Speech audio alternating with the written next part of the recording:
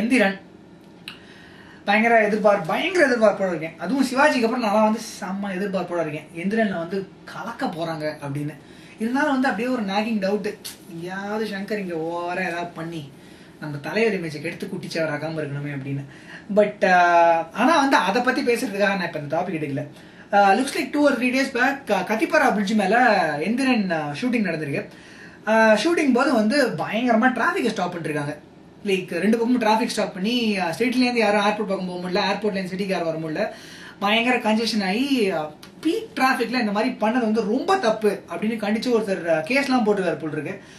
Case நடக்கிறதே என்னெல்லாம் போறதுன்னு தெரியல. பட் ஆனா வந்து இது வந்து அநியாயங்க, அநியாயம். ஒரு பப்ளிக் சென்ஸ் வேண்டாமா? ஒரு சிவில் சென்ஸ். நம்ம வந்து இந்த மாதிரி ஒரு இடைஞ்சல் பண்றோமே, பண்ணக்கூடாது அப்படிங்கறது ஒரு நோக்கம் வேண்டாம் அவங்களுக்கு? ஐ மீன் எனக்கு சுத்தமா புரியல. இதை வந்து வன்மையா கண்டிக்க வேண்டிய விஷயம்.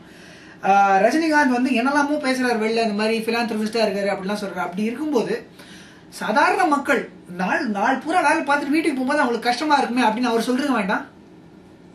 எனக்கு புரியல இது. ஹியூஸ்டன், as I said, நான் வசிக்கிற ஊர் ஹியூஸ்டன் தான். எங்க ஊரை பத்தி சொல்லாம எப்படி?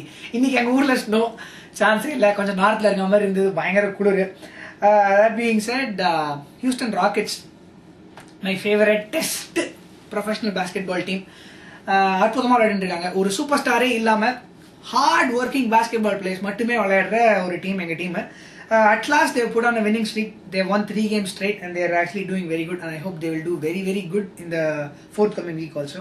Texans professional football team Sunday இன்னைக்கு must win கேம்ங்க. எப்படியும் ஜெயிச்சிருவாங்கன்னு நினைக்கிறேன். I seriously hope they will. அதுக்கப்புறமா என்ன ஷோக்கு 1 மீண்டும் சந்திக்கும் வரை உங்களிடமிருந்து விடைபெறுவது ஒரு தேசியின் பார்வையில் ராம்ஜி.